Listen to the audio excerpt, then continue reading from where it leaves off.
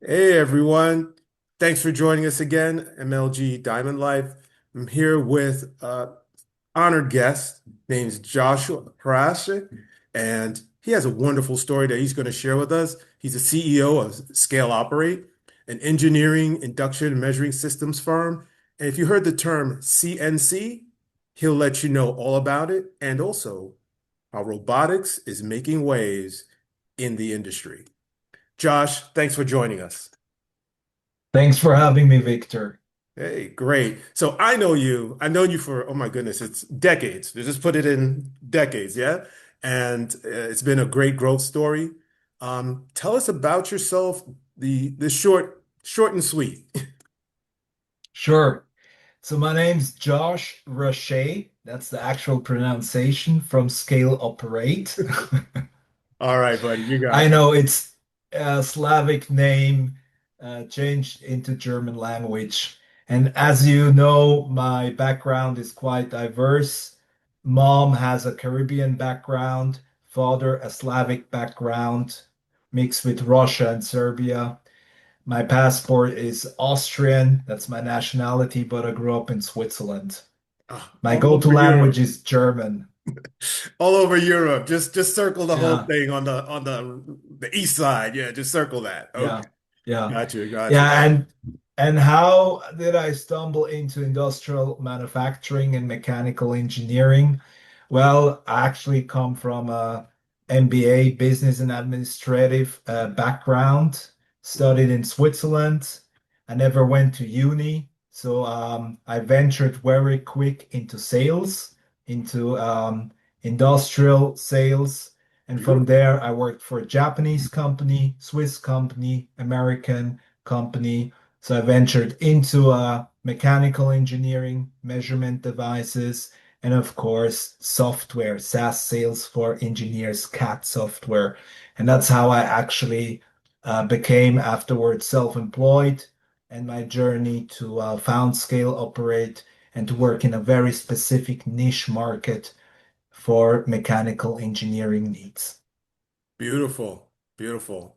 So I think, that trajectory um, opens the door of opportunity for folks, even if they didn't have the traditional, two, three-step education background.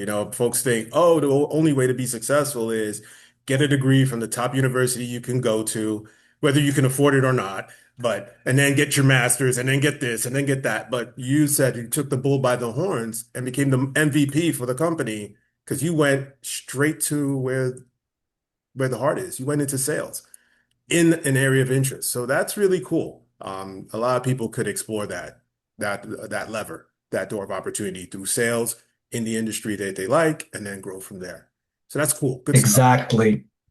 Yeah. I remember at one point you were doing work with like performance tuning, right? Of Yeah. engines, Yeah. and how did the lessons learned from that experience help you get to where you are now? I mean, the European market is one of the top market when it comes to automotive products. So I worked into electric parts for cars. Especially, I worked for a company that produces electronics for sports or racing cars. And it came about through a friend who founded this company, and he invited me as a salesperson because he saw my sales talent. I'm an outgoing person. I Very see engaging. Yeah. things other people don't see, so that's kind of how it came, how it all fell apart. Came together. Yeah. How it came, yeah, okay. How it came together. Cool, cool.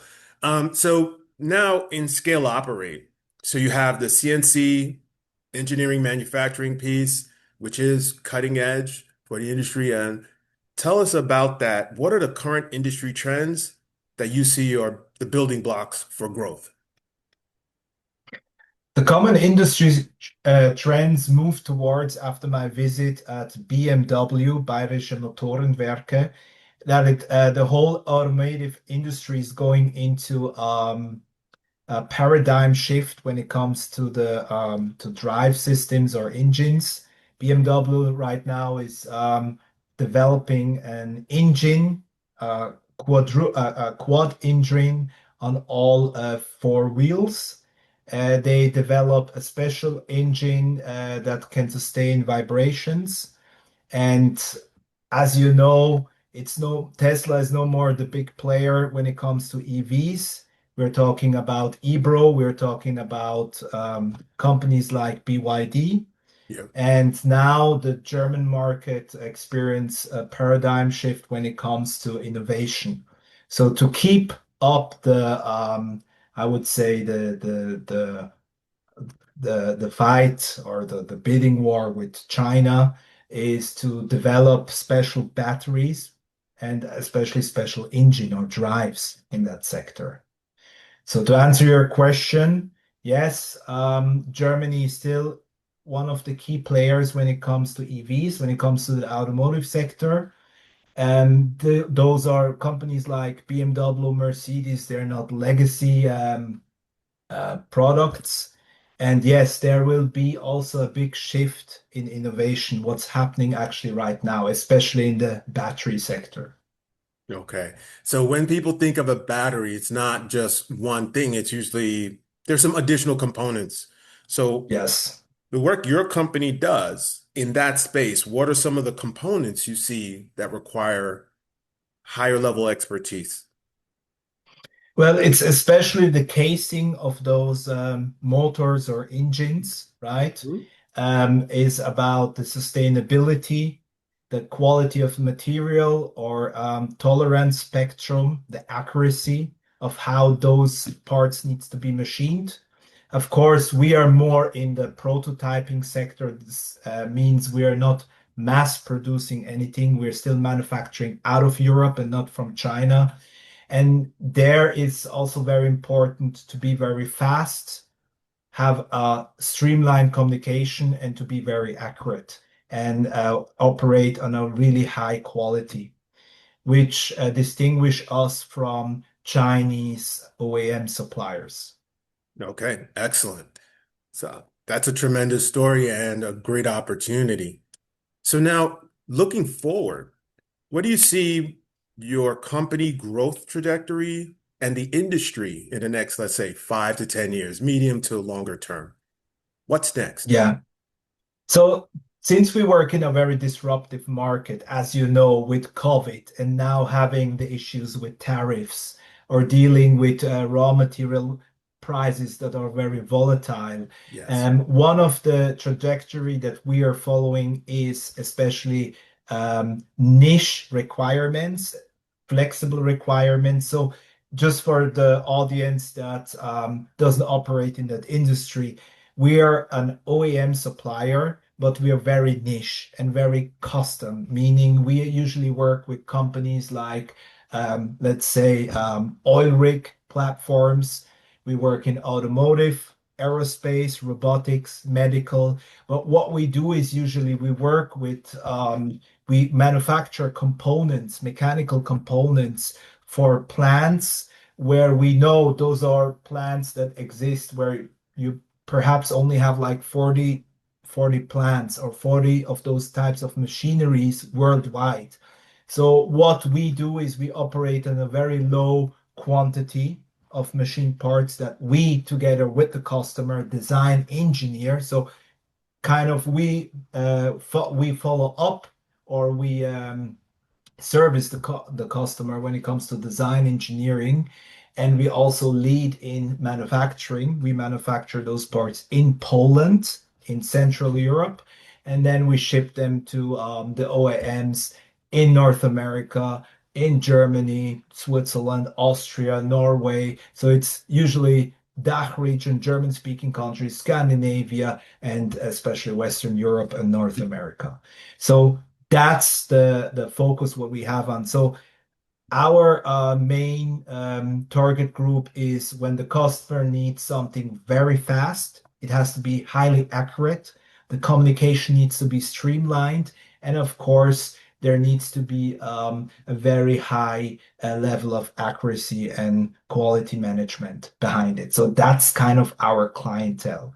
Yeah, that makes Speaking sense. of which, those are companies like Bosch, Siemens, and other named companies, ABB, for example, or also Oswald Elektromotoren, which manufactures cutting machines in the semiconductor industry, Okay. machines that cut wafers for semiconductor industry in Taiwan.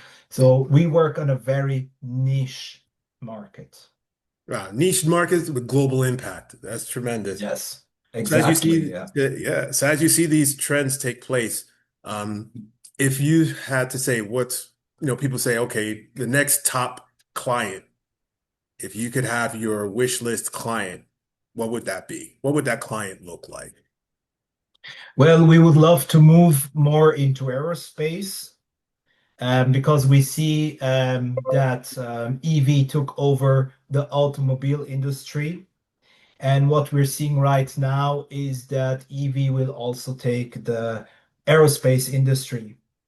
We Really? have companies like, Okay. So aerospace industry is the next area of opportunity. yes. Got it. Got it. All right. So now for the big the grand finale.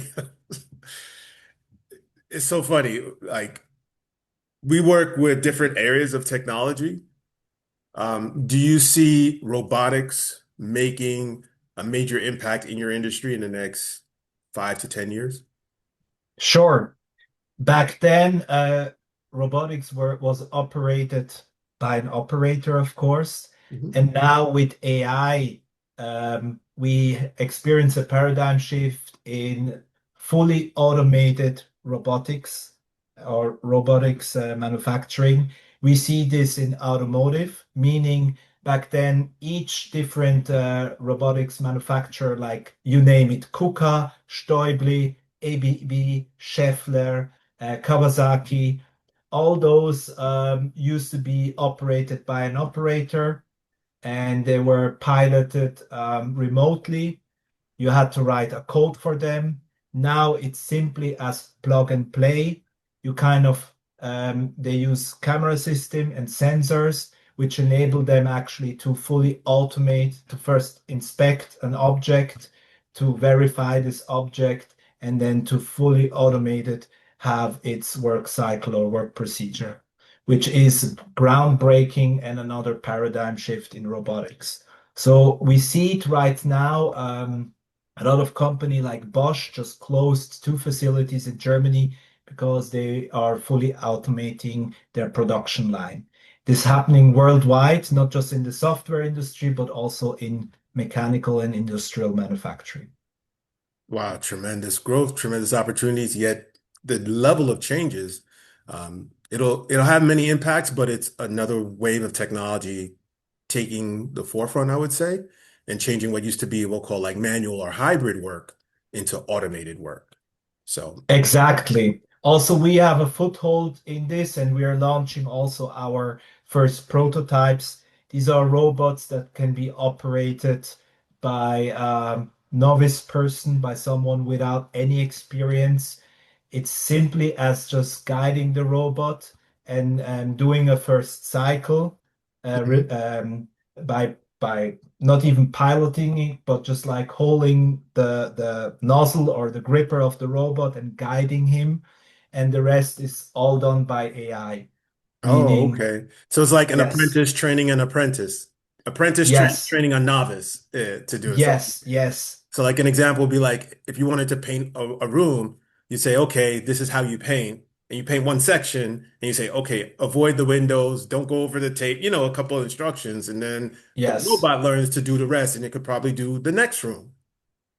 exactly. And this all can be, this information can be done by typing a command, simply like giving a command to ChatGTP or Copilot or Wow. Gemini, you name it.